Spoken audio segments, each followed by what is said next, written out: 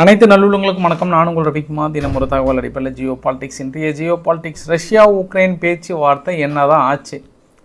நேற்று இரவு பேசுகிறேன்னு சொன்னாங்களே, சக்ஸஸ் ஆச்சா இல்லையா? அதை பற்றின தகவல் எதுவுமே பெருசாக வரலையே. நம்ம இப்போ ஒரு முழுமையான தகவலை கொடுத்துடலாம். என்ன பேசுனாங்க? அதுக்கப்புறம் ஜெலன்ஸ்கி அவர்கள் மறுபடியும் ட்ரம்ப் கிட்ட பேசியிருக்கிறார். அதுக்கப்புறம் ரெண்டு தரப்புலேயும் மாறி மாறி தாக்கல் நடந்திருக்கிறது. ஜெர்மனி சார்பாக நான் ஒத்துக்க மாட்டேன்னுலாம் சொல்லியிருக்காங்க. நிறைய சம்பவங்கள் அரங்கேறி இருக்கிறது. குறிப்பாக ட்ரம்ப் அவர்களும் புட்டின் அவர்களும் பேச்சுவார்த்தைக்கு அப்புறம் கடந்த ஒரு 12 மணி நேரத்தில் பெரிய மாற்றங்கள். அதை தாண்டி அமெரிக்கா தரப்பில் வர 23ஆம் தேதி ஒரு நம்பிக்கை அளித்திருக்காங்க. என்ன நம்பிக்கை அப்படின்றது பார்த்தலாம். நிறைய விஷயங்கள் நம்ம இன்றைக்கி பேச போகிறோம். நம்ம வீடியோக்குள்ளே போயிடலாமா? தரமாக போயிடலாம் இன்றைக்கலாம். ஸோ வீடியோக்குள்ளே போகிறது மாதிரி நீங்கள் நம்ம சேனலை சப்ஸ்கிரைப் பண்ணலாம். சப்ஸ்கிரைப் பண்ணிட்டு வாங்க. மறக்காம பெல் பட்டன் கிளிக் பண்ணி ஆல் ஆப்ஷன்ஸ் கொடுங்க. வீடியோக்குள்ளே போகலாம்.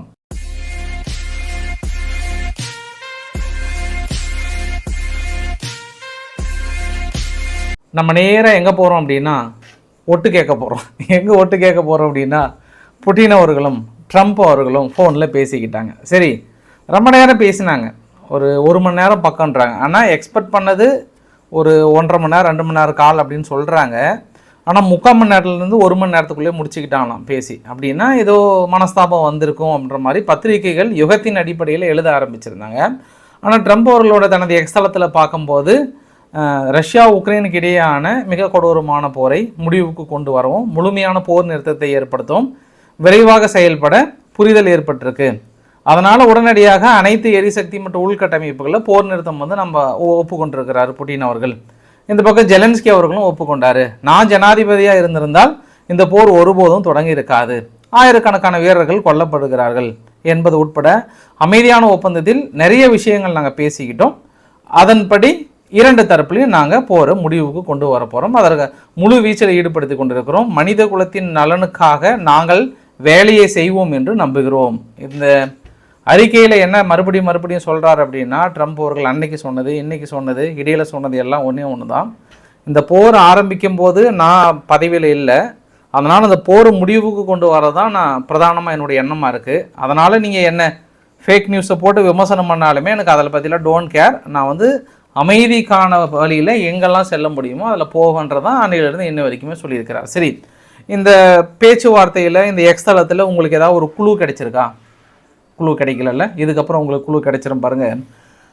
அடுத்த வர 23ஆம் தேதி விக்ஸாப் அவர்கள் என்ன சொல்லிட்டாருன்னா, சவுதியில் 2ஆம் கட்ட பேச்சுவார்த்தை நாங்கள் நடத்த போகிறோம், 2 தரப்புலேருந்து நடத்த போகிறோம்னு சொல்லிட்டாங்க.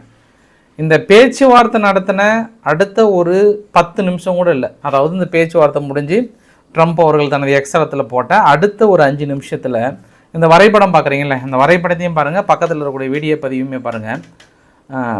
இவங்க ஜெலன்ஸ்கி சார்பாக அவங்க உக்ரைனில் இருந்து ஒரு 400 கிலோமீட்டர் தள்ளி கவஸ்காயா அப்படின்ற ஒரு ஆயில் ஸ்டேஷன் இருக்குது. அந்த ஆயில் ஸ்டேஷன் மீது ஒரு பெரிய தாக்குதலை நிகழ்த்தினாங்க. இன்னுமே அந்த எண்ணெய் கிணறு பற்றி எரிஞ்சிட்ருக்கு. அதாவது இந்த பேச்சுவார்த்தை ஃபோன் கால் முடிஞ்சு அடுத்த ஒரு 1/2 ஹவரில் அந்த 2 பதிவுகளும் பார்க்குறீங்க. சரி, அப்போவுமே கொஞ்சம் பதில் தாக்குதல் ரஷ்யாவிலிருந்து எடுத்தாங்களா அப்படின்னாங்கன்னா எடுக்கலை. அதுக்கப்புறம் இன்னொன்று என்ன பண்ணாங்கன்னா, நவ்ரோஸ்கியான்னு சொல்லிட்டு கொம்ரோகோவான்னு சொல்லி ரீஜியன், அது இன்னும் ஒரு 1000 கிலோமீட்டர் உள்ள தள்ளி இருக்கும். அங்கே ஒரு எண்ணெய் கிணறு மீது ஒரு தாக்கல் நடத்துகிறாங்க. இது 2வது சம்பவம். 3வது சம்பவம் என்ன அப்படின்னா, மற்றொரு எண்ணெய் கிணறு பெல்கிராட் ரீஜியனுக்கு மேலே ஒரு இடத்துல ஒரு தாக்குதல். இந்த 3மே அடுத்தடுத்து அரங்கேற்றுறாங்க. யார்? அமைதியை ஃபஸ்ட்டு நான் சவுதி அரேபியாவில் விரும்புகிறேன்னு சொன்னாங்க இல்லையா, இந்த தாக்கல் நிகழ்த்தினாங்க. அதுக்கப்புறம் இன்னொரு சம்பவம் நடந்து போச்சு. இந்த வரைபடத்தில் பார்க்குறீங்க இல்லையா, இந்த வரைபடத்தில் சமி ரீஜியனுக்கு மேலே, அதாவது 2 ரீஜியனை பிரிச்சுன்னா இப்போ தான் குருக்ஸ் ரீஜியன்லேருந்து வெளியே வந்திருக்காங்க. அடுத்து சமி ரீஜியன் பார்த்தோன்னா உக்ரைனுடைய இராணுவ டேங்குகள்லாம் அணிவகுத்து உள்ள நுழையிறது திடீர்னு திட்டம் போட்டிருக்காங்க போல். ரஷ்யா தரப்பில் என்ன பண்ணிட்டாங்க, அதான் ரஷ்யா அமெரிக்கா தான் கொஞ்சம் உளவு தகவல்களை அவ்வளோ ஷேர் பண்ணியிருக்காங்க போல். அதனால் என்ன பண்ணிட்டாங்க, அவசரமாக அந்த சமி ரீஜியன்லேருந்து கொஞ்சம் வெளியேற வச்சுருக்காங்க. அதாவது சூட்ஸா ரீஜியன் நம்மளுக்கு போனாலும் இந்த பெல்கிராட் பாருங்க, பிரியான்ஸ்க் ரீஜியன், பெல்கிராத் ரீஜியன் தான், கொஞ்சம் கன்ஃபியூஸ் ஆகிட்டோம், மன்னிச்சுக்கோங்க. பெல்கிராட் ரீஜியனை நம்ம கைப்பற்றிடலான அடிப்படையில் உள்ள நுழைந்திருப்பதாகவும், அந்த தாக்குதலை திட்டமிட்டு நாங்கள் முறியடிச்சிட்டோம் அப்படின்னு ரஷ்யா தரப்பில் சொல்கிறாங்க. சரி, இதையெல்லாம் பார்த்ததுக்கப்புறம் ரஷ்யாவை என்ன பண்ணுறாங்க, உடனுக்குடனே அடுத்து எல்லாம் ரொம்ப டைமிங்கில் எடுக்கல, இவங்களும் என்ன பண்ணிட்டாங்க, உள்ளே வந்து அடிக்க ஆரம்பிச்சிட்டாங்க. அதாவது உக்ரைனுடைய மிகப்பெரிய இன்ஃப்ராஸ்ட்ரக்சர்லாம் இருக்குல்ல, இன்ஃப்ராஸ்ட்ரக்சர் எல்லாத்தையும் வந்து அடிக்க ஆரம்பிச்சிட்டாங்க பதிலுக்கு. நேற்று ஃபுல்லாக பவர் இல்லைன்னு சொல்லியிருக்கிறாரு ஜெலன்ஸ்கி. அது இல்லாமல் உடனே ரெட் சைரன் ஒழிக்கப்பட்டு மொத்தம் 6 ரீஜியன் பதில் தாக்குதலுக்கு நடத்தியிருக்காங்க. இங்கே தான் சம்பவம். இப்போ தான் போலந்து வந்து சொல்கிறாங்க, இந்த ஒரு அமைதி ஒப்பந்தமே வந்து வேஸ்ட்டு, அமெரிக்கா கிட்டலாம் ஒரு பிளானும் கிடையாது. என்ன பிளான் அவங்ககிட்ட வச்சுருக்காங்க, என்ன பிளான் வச்சுருக்காங்க, பேசி முடிச்சதுக்கப்புறம் 2 தரப்புலையும் மாறி மாறி தாக்கல் நடத்தியிருக்காங்க. என்ன பிளான்றாங்க? இல்லை நான் என்ன கேட்குறேன்னா, பேசி முடிச்சதுக்கப்புறம் இவங்க தாக்கல் நடத்துறதுக்கு அமெரிக்கா எப்படி பொறுப்பேற்றுக்குவாங்க?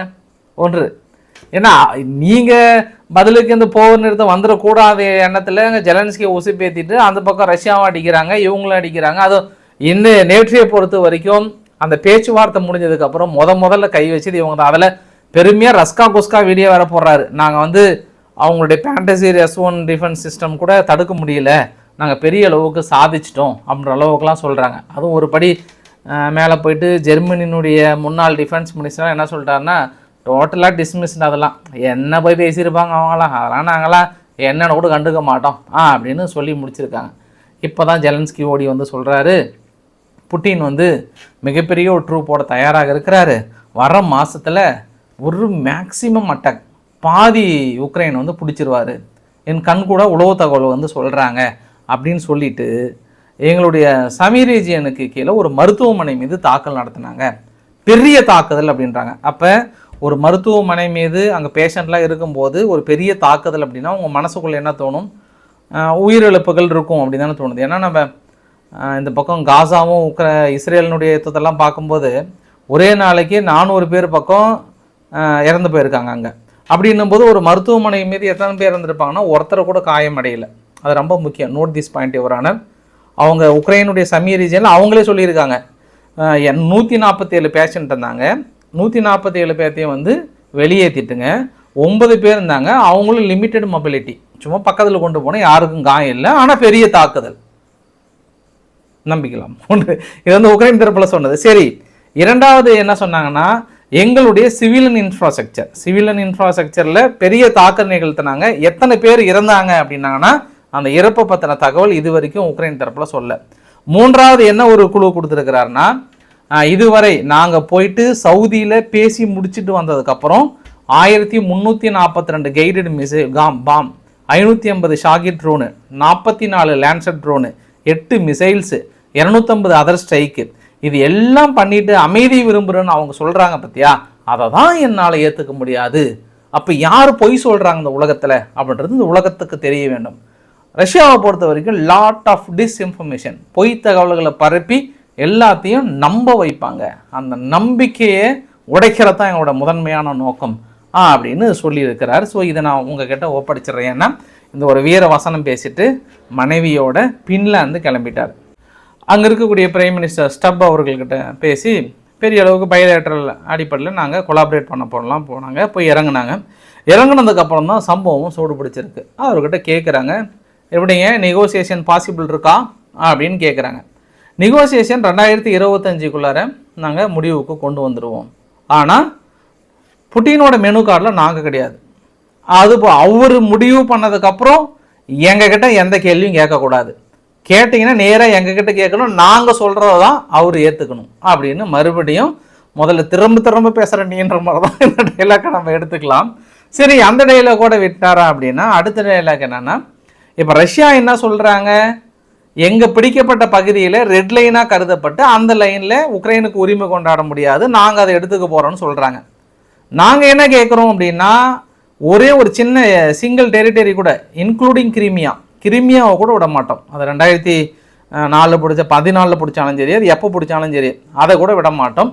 கம்ப்ளீட்டாக எல்லாத்தையும் முடிக்கிற ரெட் லைனை நாங்கள் விட மாட்டோம். அப்படின்னும் போது பேச்சுவார்த்தை எப்போ முடிவுக்கு வரும் அப்படின்றது நீங்களே சொல்லுங்கன்ட்டாங்க. சரி, ட்ரம்ப் அவர்கள்கிட்ட பேசுனீங்களான்னா எனக்கு ஃபோன் பண்ணுறேன்னு சொல்லியிருக்கிறாங்க, உடனடியாக நான் பேச போகிறேன் அப்படின்னு சொன்னார்.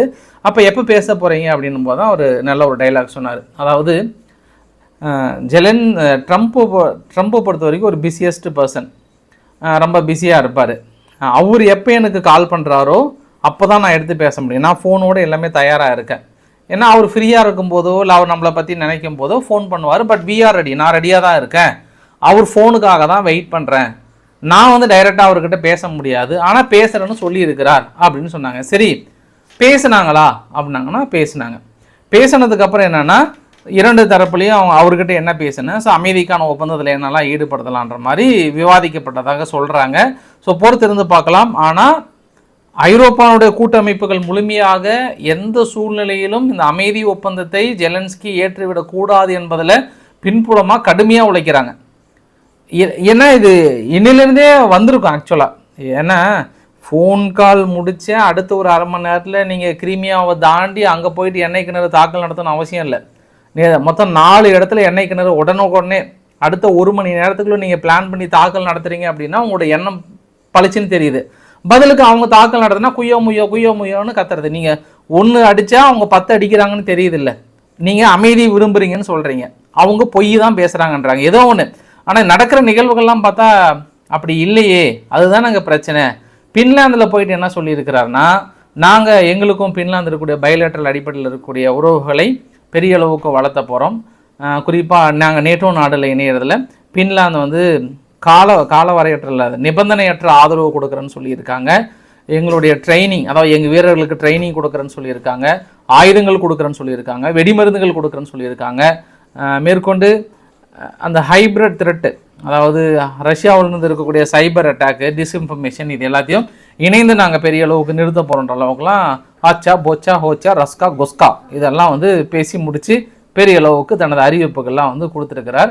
அங்கே பின்லாந்தினுடைய பிரைம் மினிஸ்டர் ஸ்டப் அவர்களை வந்து பெரிய அளவுக்கான உத்தரவாதம், கவலைப்படாத நண்பா, முடித்து விடலாம், யார் வந்தாலும் துரத்தி விடலாம்ன்ற மாதிரி ஆறுதல் செய்தி கொடுத்துருக்கிறார். இந்த ஒரு தருணத்தில் ஒரு நல்ல செய்தி என்னவென்றால் 175 பிரிசனர் 2 தரப்புலையும் மாறி இருக்காங்க. அதில் ஒரு 23 பேர் ரொம்ப வூண்டடாக இருக்காங்க.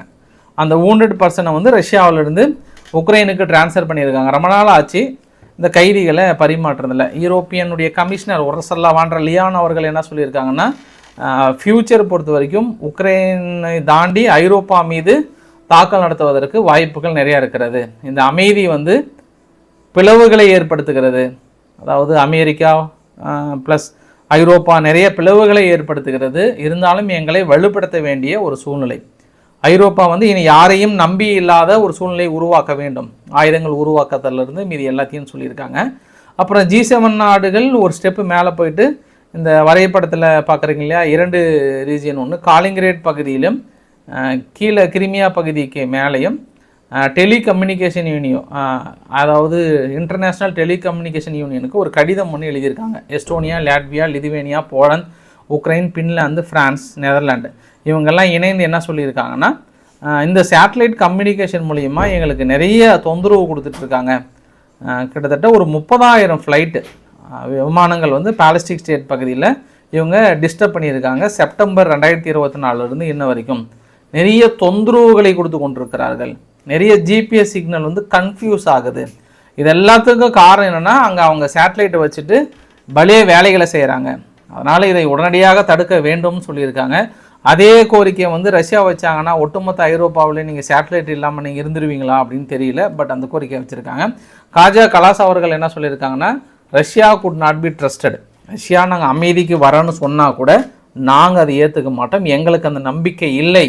அந்த நம்பிக்கையை ஏற்படுத்துகிற அளவுக்கு உருவாக்கணும். அவங்க ஆயுதங்களை போட்டுட்டு கையை கட்டிக்கிட்டு ஐயா என்னை மன்னித்து விடுங்கள்னு வந்து எங்ககிட்ட கைதாயிட்டாருன்னா நாங்கள் நம்புகிறோன்ற மாதிரி சொல்கிறாங்க. இதெல்லாம் கனவுல நடக்குதா இல்லை எப்படி இவங்க சொல்கிறாங்கன்னே தெரியல. எஸ்டோனியா ஓடி வந்து நான் நேட்டோ நாடுகளுக்கு தனது ஜிடிபியிலிருந்து நான் 5% வந்து கண்டிப்பாக ஒதுக்க போகிறேன், அதனால் இனி வலுப்பெறும் முட்டைச்சாடெலாம் கதையன்ற மாதிரி சொல்லியிருக்காங்க. ஜெர்மனி ஓடி வந்து நண்பா கவலைப்படாத, வரக்கூடிய வருஷத்தில் 3 பில்லியன் கிட்டத்தட்ட ஒரு 25,000 கோடியிலிருந்து ஒரு 30,000 கோடி அளவுக்கு நான் உங்களுக்கு உதவிகள் கொடுக்க போகிறோம் 2026 2029 வரைக்கும். அது இல்லாமல் அடிஷ்னலாக மட்டும் ஒரு 8 பில்லியன் பக்கம் வருது. 8 பில்லியன் அப்படின்னா அது ஒரு 64,000 ஒரு 70,000 கோடி பக்கம் வரும். 70,000 கோடி இந்த பக்கம் ஒரு 30,000 ஆக மட்டும் 1,00,000 கோடி அளவுக்கு உங்கள் கொடுக்க தயாராக இருக்கும் நண்பா. இதுக்கப்புறம் உக்ரைனை வலுப்படுத்த தவிர எனக்கு வேறு என்ன வழி இருக்குது சொல்லு நண்பான்ற அளவுக்கு வந்து அந்த பக்கம் ஆறுதல் சொல்லியிருக்காங்க. இன்றைக்கி ஜெர்மனியோட பாராளுமன்றத்தில் ஜெர்மனியினுடைய railway, road, digital network, military boost, economy இது எல்லாத்தையும் விரிவுபடுத்துவதற்காக தனது கடன் வரம்புகளை வந்து உயர்த்தியிருக்காங்க. எவ்வளோ அப்படின்னா 500 பில்லியன் சொல்கிறாங்க. இந்திய மதிப்பில் ஒரு 45,32,000 ஆல்மோஸ்ட் ஒரு 45 லட்சம் கோடி அளவுக்கு 45 லட்சம் கோடி அளவுக்கு கடன்களை வாங்குவதற்கான ஒப்புதலை கொடுத்துருக்காங்க. இதில் பாருங்கள், 45 லட்சம் கடன் வாங்கி தனது இன்ஃப்ராஸ்ட்ரக்சர் ஒரு பக்கம் வளர்த்துறதை விட உக்ரைன் வளருவது ரொம்ப முக்கியம்னு அதுலேருந்து எடுத்து 1 லட்சம் கோடி கொடுக்குறாங்க அப்படின்னா அவங்க தான் கடவுள். யார்? உக்ரைனுக்கு அந்த மனசு வேணும். ஏன்னா நம்மளே கடனை வாங்கி கஷ்டப்பட்டு நாட்டை வளர்த்துறோன்றத ஒரு பக்கம் தாண்டி அவங்க நல்லா இருக்கணும், அப்போ தான் நம்மளுடைய சுதந்திரம் நம்மளுக்கு வந்து கிடைக்கும். நம்மளோட சுதந்திர போராட்ட தியாகிக்கு இல்லாத நம்மளுக்கு என்ன இருக்குது அப்படின்ற அடிப்படையில் அவங்க கொடுத்துட்ருக்காங்க. சரி, இப்போ நம்ம தெய்வம் லைனுக்கு வருது. யார்? ஐரோப்பானுடைய 2வது இரட்சகர். சமீப காலமாக இப்போ ஐரோப்பானுடைய 2வது இரட்சகர் இல்லை, உலகத்தின் முதல் இரட்சகர். அதாவது யாரை தாண்டி? ட்ரம்ப்பை தாண்டி நாட்டாமைக்கே போட்டி போடுகிற ஒரு நாட்டாமை. யார் அப்படின்னா பிரான்ஸ் அதிபர் மேக்ரான் அவர்கள். கனடாவுக்கு ஓடி போயிட்டு நீர்மூழ்கி கப்பல் அனுப்பி அங்கே கவலைப்படாத நண்பா ஏதாவது பேசினாங்கன்னா முடிச்சிடலான்றாங்க. கிரீன்லாந்தில் போயிட்டு அங்கே அவங்களோட இணைந்து போர் பயிற்சி மேற்கொண்டு அமெரிக்காவுக்கு ஒரு எச்சரிக்கை கொடுக்குறாங்க.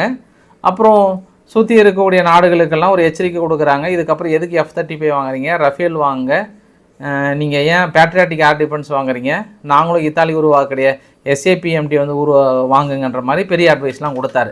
அதனால் இருந்து பார்த்த ஜோர்டனுடைய கிங்கு அப்துல்லா அவர்கள் வந்து இந்த இஸ்ரேல் காசாவுடைய யுத்தத்தை நிறுத்தணும் அப்படின்னா இன்றைக்கி நிலைமைக்கு நம்ம அடுத்த நாட்டாமையை நோக்கி போக வேண்டியதான்னு கிளம்பிட்டார். பாரிஸில் போயிட்டு அவர் பிரான்ஸ் அதிபர் மேக்ரான் அவர்களை பார்த்துட்டார். அவரும் உறுதியளித்துட்டார், நண்பா போயிட்டு வா, இந்த வாரம் முடிச்சு வச்சிடலாம், கவலைப்படாதுன்னு சொல்லிட்டு அவர்கிட்ட முறையிட்டிருக்கிறார். இந்த இஸ்ரேல் காசானுடைய யுத்தத்தை எப்படியாவது நீ அமைதி கொண்டு வாங்க, ஆஸ்திரேலியஸை வந்து திருப்பி கொண்டு வர வழியை பாருங்கள், ஹமாஸ்கிட்ட பேச்சுவார்த்தை நடத்துங்க, அப்புறம் இஸ்ரேல்கிட்ட பேசி எங்களுக்கு 2 ஸ்டேட் சொல்யூஷன் வந்து கரெக்டாக பண்ணிட்டீங்கன்னா அந்த பிரச்சனை இல்லாமல் இருக்கும். அது இல்லாமல் உள்ளே இருக்கக்கூடிய காசா மக்களை எங்ககிட்டலாம் ஷிஃப்ட் பண்ணுறேன்னு அமெரிக்காலாம் சொல்கிறாங்க, அதெல்லாம் பார்த்து கொஞ்சம் பேசு தலைவா அப்படின்னு சொன்னோடனே அவர் எல்லாத்துக்கும் ஆசீர்வாதம் கொடுத்தாரு. போ பொட்டு வச்சு அனுப்பிட்டார். போய் வெற்றி பெற்று வா, எல்லாத்தையும் ஆசீர்வாதம் பண்ணி அனுப்புகிறேன், யாருமே நெருங்க முடியாது, என்கிட்ட வந்து சொல்லிட்டுல முடிச்சிட்றாங்க. நிறைய என்ன அறிக்கை கொடுக்க போகிறாரோ தெரிலதுக்கப்புறம் பிரான்ஸ் அதிபர் மேக்ரான் அவர்கள் இப்போ ரஷ்யா உக்ரைன் வரலாம் முடிச்சிட்டாரு. இப்போ நேராக ஸ்ட்ரைட்டாக அங்கே போயிட்டார். இப்போ இஸ்ரேல் காசா யுத்தத்துக்கு வந்து அங்கே போய் நிறுத்த ட்ரை பண்ணுறாரு. அப்போ மேபி நீங்கள் அடுத்த வாரத்துக்குள்ளே இன்னும் 2-3 நாள் அந்த யுத்தம் நின்றுன்னு நினைக்கிறேன். ஒரு நிறைய வாய்ப்புகள் இருக்குதுன்னு மேக்ரான் அவர்கள் நம்புகிறார். தலைவர் அங்கே மட்டும் இல்லை, இன்றைக்கி இந்தியானுடைய கடற்பகுதியில் கூட இந்தியா பிரான்ஸினுடைய கூட்டுப்படை, அதாவது வருணா கடற்படை போர் பயிற்சி வந்து மேற்கொண்டாங்க. இன்றைக்கி இந்தியாவும் ஃப்ரான்ஸும் இணைந்து இங்கேயும் வந்திருக்காங்க. ஃப்ரான்ஸுடைய கூட்டு பயிற்சி அதுவும் ஒரு பக்கம் போயிட்டு தாங்க இருக்குது. அதை விட அடுத்த அறிவிப்பு தான் மிகப்பெரிய ஒரு அறிவிப்பு. ஜெர்மனியினுடைய எல்லை பகுதியில் அதாவது ரஷ்யாவிலேருந்து ஒரு 200 கிலோமீட்டர் சொல்கிறாங்க, ரஷ்யாவில் ஜெர்மனிலேருந்து ஒரு 200 கிலோமீட்டர் தொலைவில் F-35 எடுத்துப்பாங்க ரஃபேல் போர் விமானத்தோட ஹைப்பர்சோனிக் நியூக்ளியர் மிசைல்ஸ் பொருத்தி தாக்கல் நடத்தக்கூடிய அளவுக்கு வலிமை பெற்று, அதில் அணு ஆயுதங்கள் பொருத்தி தாக்கல் நடத்துகிற அளவுக்கு பெரிய அளவுக்கு வலிமை பெற்று ஜெர்மனியிலிருந்து 200 கிலோமீட்டர் நாங்கள் அந்த இடத்துல நிலைநிறுத்த போகிறோம். அதற்காக பிரத்யோகமாக 2000 வீரர்கள் தயார்படுத்த போகிறோம். இனி தான் இருக்க போகிறது. அணு ஆயுதத்தை கொண்டு போய் நிறுத்திட்டு அப்படியே ரெட்டே பொசிஷனில் இருந்தால் ரஷ்யாவாவது ஒன்றாவது இப்போ அடிங்க பார்க்கலாம் எங்கள்ன்ற அளவுக்கு வந்து மிரட்ட ஆரம்பிச்சிட்டார். அப்போ அங்கே வலுப்படுத்துகிறார், ஜெர்மனியை வலுப்படுத்துகிறார். சரி, இது எப்போ நடக்கும்? நீங்கள் ஒரு கற்பனையில் ஏதாவது உங்களுக்குள்ளே தோணும்ல, அவர் ஒரு வருஷத்தை சொல்லுங்கிறார், இது எப்போ நடக்கும்னு கெஸ் பண்ணிட்டீங்களா? 2035 இந்த திட்டம் எப்போ? 2035. 2035 யார் யார் உயிரோடு இருப்பாங்க, யார் யார் இருக்க மாட்டாங்கன்னு தெரியாது. இப்போ இருக்கக்கூடிய அரசியல்வாதிகளோட திட்டம் அடுத்து ஆட்சி மாறிச்சுனாவே டோட்டல் தலைகளாக மாறுது. அதுக்கு மிகப்பெரிய எக்ஸாம்பிள் நம்ம அமெரிக்காவை பார்த்துட்டோம். இல்லை ஐரோப்பாவில் இருக்கக்கூடிய நாடுகளே அடுத்த தலைவர் வரும்போது அது அந்தர்பல்ட்டியாக மாறிடுது. இல்லை இவர் வந்து எப்படி இது மாதிரிலாம் வீரவசனம் பேசி இதோ அணு ஆயுதத்தை அனுப்புகிறேன், ஒரு 200 கிலோமீட்டர் தள்ளி நிறுத்திக்கோங்க, முடிஞ்சால் அடித்து துவம்சம் பண்ணி தூளாக்கிட்டு போயிருங்கன்னு தைரியமாக பேசுகிறாரு. கடைசியில் அந்த டைலாக் தான் ரொம்ப முக்கியம். தலைவரே எப்போன்னா 2035ன்றாரு. நம்ம கூட ஏதாவது ஒன்று சொல்லிக்கலாம். 2035 என்ன நடக்குன்னே தெரியல. சரி, ஒரு வேளை பார்க்கலாம். அன்றைக்கி வரைக்கும் நம்ம வீடியோ போட்டோம் அப்படின்னா அது உங்களுக்கு அன்றைக்கி நான் சொல்ல கடமைப்பட்டிருக்கிறேன். என்னுடைய கேள்வி ஒன்றே ஒன்று தான். இந்த வரைபடத்தை பார்க்குறீங்க இல்லையா, ஃப்ரான்ஸுக்கிட்ட இந்த SAMPT மாபா இந்த சாம் பேட்டரின்னு சொல்லுவாங்க, அதாவது பேட்ரியாட்டிக் ஏர் டிஃபென்ஸ் மாதிரி வான்வெளியில் இடைமறித்து தாக்கல் நடத்தக்கூடியது எங்ககிட்ட வந்து வாங்குங்கன்றாங்க. மொத்தமே 15 தான் இருக்குது. 15ல் அவங்க ஃப்ரான்ஸ் வந்து 8 வச்சுருக்காங்க. 1 உக்ரைனுக்கு கொடுத்துட்டாங்க, 1 ரொமானியாவில் நிறுத்தியிருக்காங்க காலிங்கிரேட் பகுதியில். இத்தாலி 5 வச்சுருக்காங்க. இத்தாலி வந்து 2 வச்சுருக்காங்க, அவங்க 1 உக்ரைனுக்கு கொடுத்துட்டாங்க, 1 லிதுவேனியாவில் நிறுத்திட்டாங்க. அப்போ இவங்கக்கிட்ட ஒரு 3, அவங்கக்கிட்ட ஒரு 8, மொத்தம் 12 வச்சுட்டு நீ யாருக்கு கொடுக்க போகிறீங்க? இல்லை உங்கள் நாட்டை காப்பதற்காக கொடுக்க போகிறீங்களா, இல்லை நீங்களே வச்சுப்பீங்களா அப்படின்னு தான் எனக்கு தெரியல. சரி, பொறுத்திருந்து பார்க்கலாம். இப்போ நம்ம அந்த வீடியோ நிறைவு பகுதி நோக்கி போயிட்டுருக்கோம். G7 நாடுகள் வந்து அந்த ஒன் சீனா பாலிசி இருந்ததில் தைவானை அதை வந்து நாங்கள் ரிஜெக்ட் பண்ணுறோம், அதெல்லாம் ஏற்றுக்க முடியாது. தைவான் நாங்கள் தனி நாடுக நாங்கள் அங்கீகரிப்போம், ஒன் சீனா பாலிசிலாம் எங்களால் ஏற்றுக்க முடியாதுன்னு பகிரங்கமான ஒரு அறிவிப்பை கொடுத்துட்டாங்க. அதனால தான் அவங்க ஐரோப்பா நாடுகள் 50வது வருட அதாவது அந்த உருவாக்கின நாளுக்கு சீனாவை கூப்பிட்டதுக்கு வரலன்னு சொல்லிட்டாரு. நான் எல்லாம் ஒரு ஆள் அனுப்புகிறேன்னு சொன்னேன். இந்த கோபம் தான். இன்னொன்று என்னென்னா, தைவானுமே ரொம்ப ரெடி பொசிஷனில் இருக்காங்க. ஏன்னா சும்மா எப்போ பார்த்தாலும் தைவானுடைய பாத்ரூமை எட்டி பார்த்துட்டு போர் பயிற்சிகளை மேற்கொள்கிறது, விமானங்கள் அனுப்புறது, இந்த மாதிரி ஏகப்பட்ட வேலைகளை செஞ்சதுனால இன்றைக்கி களம் இறங்கிட்டாங்க தைவான். பொறுத்தது போதும், பொங்கியலும் மனோகரா அப்படின்னு சைனெல்லாம் பிச்சு எரிஞ்சிட்டு கிளம்புங்கள். இந்த புகைப்படம்லாம் உங்களுக்காகவே பிரத்யேகமாக பாருங்கள். இது பார்க்கும்போது உங்களுக்கே ஒரு பயம் வருதா இல்லையா, அப்படியே உங்கள் அப்பா அப்படின்னு தோணுதா இல்லையா? காரணம் என்னென்னா, 5 நாள் போர் பயிற்சி மேற்கொள்ள போகிறாங்க. இந்த ட்ரைனிங்கில் சீனாவுக்கான கம்ப்ளீட் ட்ரில் அவங்களாம் என்னெல்லாம் பண்ண போகிறாங்களோ அதை எத்தனை நாங்கள் முறியடிக்க போகிறோன்னு இருக்காங்க. ஏன்னா எங்களுக்கு இது வரைக்கும் 59 வார் பிளான் வரைக்கும் அனுப்பிச்சிருக்காங்க. இனி இந்த பயிற்சியை பார்த்து ஓரளவுக்கு அவங்களுக்கு அள்ளு கலந்து போயிடும் அப்படின்னு சொல்கிறாங்க. எங்களுடைய திட்டத்தின்படி எங்கள் மீது 2027 தாக்கல் நடத்துகிறதா நாங்கள் பிளான் பண்ணி வச்சுருக்கோம். அதாவது சீனா நடத்த போகிறாங்களாம், அதற்கான எதிர் திட்டத்தில் நாங்கள் பிளான் பண்ணிகிட்ருக்கோன்னு சொல்கிறாங்க. அப்போ 2027 பிளான் பண்ணியிருக்காங்க. சரி, இன்னும் 2 வருஷம் இருக்குன்னு எடுத்துக்கலாம் நம்ம. சரி, டச் நெதர்லாண்டு இருக்காங்க இல்லையா, நெதர்லாண்டு வந்து அங்கே இருக்கக்கூடிய சாஃப்ட்வேர் கம்பெனிகள்லாம் சொல்லிட்டாங்க, இங்கே வரப்பா இதுக்கப்புறம் அமெரிக்காவை நம்பிலாம் இருக்காதீங்க, முடிஞ்ச அளவுக்கு மாறிக்கோங்க, என்ன ஏதுன்னு பார்த்து சூதானமாக நடந்துக்கோங்க. ட்ரம்ப்பெல்லாம் நம்ம நம்பவே முடியாது, மறுபடியும் பைடனும் வரமாட்டார், அதுக்கப்புறம் வர ஆள் எப்படி நிலைப்பாடுன்னு தெரில. பைடன் வந்தாலும் யாருப்பா நீங்கன்னு கேட்டாலும் கேட்டுருவார். அதனால் அமெரிக்கா நம்பி இருக்க வேணான்னு சொல்லிட்டாங்க. சரி, 2 போராட்டங்கள் உங்களுக்கு 2 சைடில் வீடியோ பதிவாக காட்டுறேன். ஒரு போராட்டம் இஸ்தான்புல், துருக்கியில் எதிர்க்கட்சி தலைவரை கைது பண்ணி அவர் மீது தீவிரவாத தடுப்பு சட்டத்தை வந்து போட்டதுனால அவர் தான் 2028 அடுத்த அதிபருக்கான தேர்தலில் அறியப்பட்ட நபரை இவங்க கைது பண்ணதுனால ரவிக்குமார் ஆர்கே சேனல் நான் கிளியராக சொல்லியிருக்கேன். அதனால் பெரிய ஒரு போராட்டம் வெடித்திருக்கிறது, மாணவர் போராட்டம். அங்கே இஸ்தான்புல் யூனிவர்சிட்டியில் ரொம்ப முக்கிய பொறுப்பில் இருந்த நபர், இஸ்தான்புலோட மேயராக இருந்தக்கூடிய நபரை தூக்கி நீங்கள் கைது பண்ணதுனால இப்போ ரொம்ப கவலைக்கிடமாக இருக்கிறது துருக்கி. ரொம்ப ஒரு மோசமான சுச்சுவேஷன், பெரிய அளவுக்கான போராட்டம் இருக்க ரொம்ப பெருசாகுது. அதை ஏற்கனவே சொல்லியிருந்தேன். இப்போ பிரசன்ட் எர்டகன் அவர்கள் மீது இருக்கக்கூடிய நம்பிக்கை அங்கே இல்லை. இது ஒரு சாக்காக வச்சு அடுத்து பெரிய பிரச்சனையை அவங்க சந்திக்க போகிறாங்க. அதுக்கான வாய்ப்புகள் நிறைய தெரியுது. இன்னொரு வீடியோ பதிவு என்ன அப்படின்னா, குறிப்பாக நெதன்யாகு அவர்கள் வந்து காசா மீது தாக்கல் தொடங்கினதுக்கப்புறம் அவங்க மக்கள், இஸ்ரேலில் இருக்கக்கூடிய மக்களே கைதிகளை ஆஸ்ட்ரேஜஸை ரிலீஸ் பண்ணுற வரைக்கும் நீங்கள் தாக்கல் நடத்திடக்கூடாது, உடனடியாக யுத்தத்தை நிறுத்துங்கன்னு சொல்லிட்டு அங்கே ஜெருசலம் நோக்கி பெரிய அளவுக்கான படைகள் வந்து கிளம்பியிருக்கிறது அவருக்கு எதிராக. செர்பியானுடைய பிரைம் மினிஸ்டர் வவுசிக் அவர்கள் ராஜினாமா பண்ணிட்டார். அடுத்த 30 நாள் தேதி கொடுத்துருக்கிறார் எலெக்ஷன் நடத்துங்கன்னாரு. செர்பியாவுடைய பிரைம் மினிஸ்டர் வவுசிக் அவர்கள் வந்து ரிசைன் பண்ணது ரஷ்யாவை காட்டி. ஏன்னா ரஷ்யா சார்பு ஒரு பிரைம் மினிஸ்டர் இருந்தார், அவர் பிரைம் மினிஸ்டர் பதவி ரிசைன் பண்ணுவது என்பது அது அவங்களுக்கு அடியாக கூட எடுத்துக்கலாம். சிரியா ஹெஸ்புல்லா மீது நடத்தப்பட்ட தாக்குதல், லெபனான் மீது நடத்தப்பட்ட தாக்குதலில் ஹெஸ்புல்லா அதிகாரப்பூர்வமாக 4 வீரர்களை இழந்திருக்கிறோம் அப்படின்ற ஒரு அறிவிப்பை நீங்கள் சொல்லியிருக்காங்க. ஸோ 2-3 நாளாக மூடி மறைச்சிட்டு இருந்தாங்க. இன்றைக்கி ஹெஸ்புல்லா அதிகாரப்பூர்வமாக இல்லை நாங்கள் 4 பேர் இறந்துட்டுட்டாங்க. இப்போதைக்கு கொஞ்சம் தாக்குதலை நிறுத்தி வச்சுருக்காங்க 2 தரப்புலையும். கொஞ்சம் கூல்டவுன் கோட்டை சாமிங்களே, ஏன் இப்படி பொங்கி எழுவுறீங்க, சண்டை போட வேண்டியது நம்ம இல்லை, அந்த சைடு இப்படி அடிக்கடி கோவப்பட்டா எப்படின்ற மாதிரி கொஞ்சம் சாந்த பண்ணி வச்சுருக்காங்க. என்றைக்கு வெடிக்குதோ தெரில, நாளை மறுநாளாக கூட வெடிக்கிறதுக்கு வாய்ப்புகள் இருக்குது. ஸோ பொறுத்து வந்து பார்க்கலாம். இன்றைக்கு ஒரு லோக்கான தகவலை கவர் பண்ண நினைக்கிறேன். பிடிச்சிருந்தா லைக் பண்ணுங்கள், ஃப்ரெண்ட்ஸை ஷேர் பண்ணுங்கள், சப்ஸ்கிரைப் பண்ணுங்கள். விக்மா சோமச்சல், நன்றி, வணக்கம்.